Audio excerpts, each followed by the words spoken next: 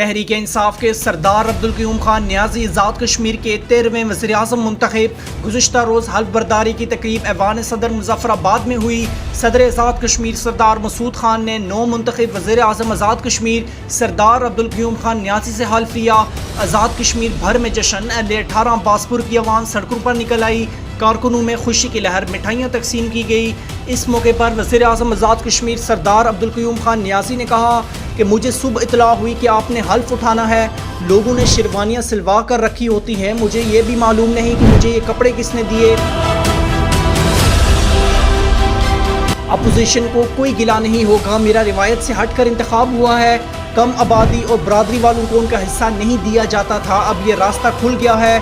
लगता है अब इमरान खान ने रास्ता खोल दिया है। हम इंशाअल्लाह रूल ऑफ लॉ नाफिज करेंगे।